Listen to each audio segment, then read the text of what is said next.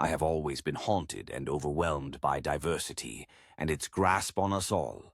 Why is it that in our minds we must find a way to be apart from one another? Why do we seek to differ from one another in terms of class, tastes, likings, and opinions?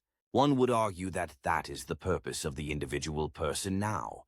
To separate oneself from another proves one another's worth in their own particular way, to show that each and every one of us is unique in his or her own special way. Some would even claim that this is the logical and evolutionary stage for humans that allow us to be greater than the common animal, as we are granted with the gift of thought and independent mentality that helps us think, feel, and perceive in our ways, the gift of freedom of will or choice, as they say. Such are the praises and woes of arrogant men and women, or were never worthy enough of being part of the great machine. I ask of you to look back at history and tell me that freedom has amounted to anything else but chaos and discord. Since the dawn of time, we've crawled out of the primordial slime that is creation. We started as nothing more than mere violent animals, guided by basic instincts and primal emotions, just like any other animal.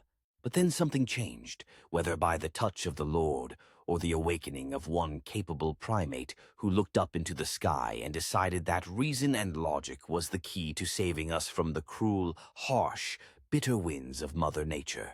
And as people, we evolved to become something greater and create things that are truly beautiful and wondrous within our union.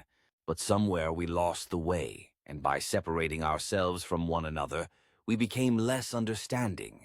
By attempting to commingle things that are different or people we don't understand, it has resulted into an endless reign of wars that have taken too many precious lives. It is too risky, it is too dangerous. By having all these people with different mindsets and languages, the countdown to our extinction only increases by every separation we take. Freedom and ambition only leads to disappointment. Choice is an illusion. In the end, we are all waiting for death to take us. My family is a sure example of this fact. Every day has been the same chaotic existence, filled with such meaningless conflicts. It felt like strife followed us everywhere we went, no matter what it was. No matter where we went, a debate would strike, and it would go on for what seemed like forever. And by the end, there was no victor, no loser, merely bitterness in us all.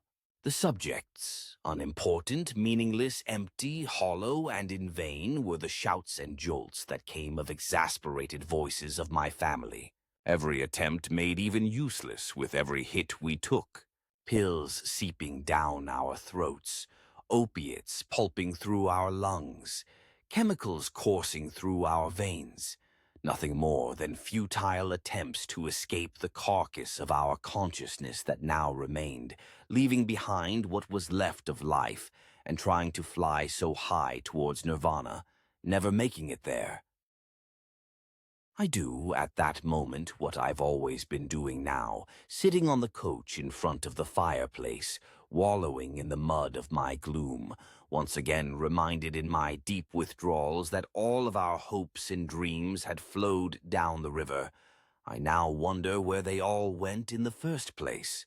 I looked at the fireplace for the first time. To me, it looked so beautiful. It was chaotic, but in a different way. All of it flowed perfectly like the ripples of water, or the perfect union of high-octane dance, or the nice flowing body of the dancers in the sin houses.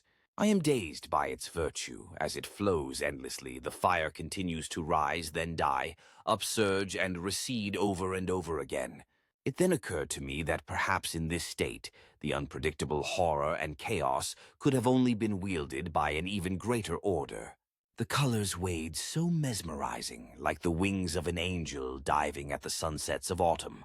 I could have even swore I saw the beautiful Lady of the Flames dance around my fireplace.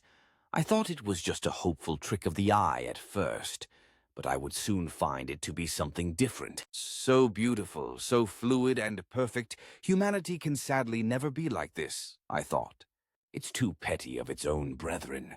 Then why don't you make them like this? I heard a voice, feminine as a seductress. I turned my head towards the fireplace, and once again I saw her. The beautiful Lady of Flames. Her alluring form constantly shifted, but never moving from her place. Even when she stood still, her hair and skins popped and flickered, as if she could still dance while staying completely still. Her body pulsated with an erotic tone and gesture as she spoke and moved. I felt both in fear, yet comforted by her warm, fiery presence. She was the most attractive of beings I'd ever seen, so divine, so pure, yet so dangerous I wanted to touch, but I was too afraid to. She swayed towards me in ever-confident manner, her body swung back and forth, and a smile that only increased the magnetism of her being. Like a light, she was luring me. She told me that she had come to free me from the tyranny of assortment, and she claimed she could help free us all as long as I allowed it to be. I asked her, "Why have you chosen me to do this task, goddess? I am not a strong man nor a worthy man." But then she said the most incredible thing to me. "My child, if you understand what needs to be done, then why can't anyone else?" I now finally knew what I had to do, and I did it. I saw my lover be taken by fire. I watched her change and ignite herself into a goddess, and she never looked so alive. Before she changed, she questioned why this was. I told her it was to free her. Oh, and she did not understand, but all it took was a little taint and a flick, and then she started dancing. I saw her ascend into divinity as her skin began to boil and her screams went out like the blissful call of a seamstress. My children cry out in question why this was. They need know why, and just that I did what was best for them, so that we could all be together at last. We dance together now with the harlots, with the Lady of Fire. Altogether, we are all dancing together in a perfect union, all suffering from the eternal and undying flames of hell, all feeling the blazing and zealous heat at once. We are together at last. No petty arguments, no differences, no disobedience. We all dance together with the flames forever, until we are brought down by death in peace. We now feel the same, we now say the same, we move the same, and we now are all the same. Together we were one. We all felt pain, and we all knew pain. We feel the phoenix looming its eternal grace beneath us. The warmth that my goddess provided me was intoxicating. I kept wailing and dancing around like mad, as I could see the gypsies dancing around me, and the flames flickering as far as I could see. Fire was everywhere I could lay my eyes on, and it only continued to expand as the waltz of my burning family continued in a mystic glee of ecstatic twirl. We waved around endlessly, running around singing to ourselves in loud melodies that can be heard from across endless hills. We spread the flames from one stilted object to another, transforming it into another beautiful aspect of the goddess. For the first time ever, I felt truly alive, which was ironic because I was basically flirting with death itself. The fear that I saw in the eyes of the others both thrilled me and disgusted me. If only they knew the glory we all felt together as a mass. My mind trailed off into fantasy and anticipation again, as I could not wait to present them with this phenomenon that I am feeling as this very moment. Now I am dancing. We are all dancing in the flames. My lover, my children, and the Lady of Flames. We all dance together now. I am happy. We all feel the fire, and we sing together in a chorus of agony. We are all together now.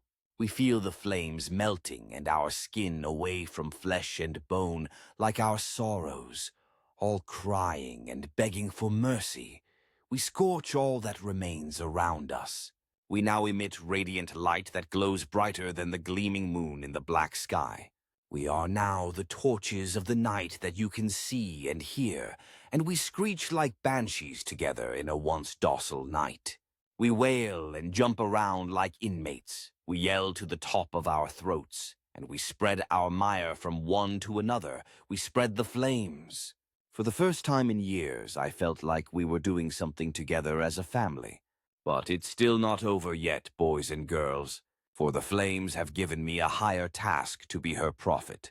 I now see the path to our glorious return to unity. For you see, my goddess wants us to dance together in the flames, and I want nothing more than to have that too. Imagine for a second a world where all of us are no longer separated by petty differences, but in understanding. For one day you too will all dance with us in the flames. You will share our rhapsody, revel in the sensation. You will all feel the burning and scream to your heart's delight together. One day the entire world come together and dance in the flames.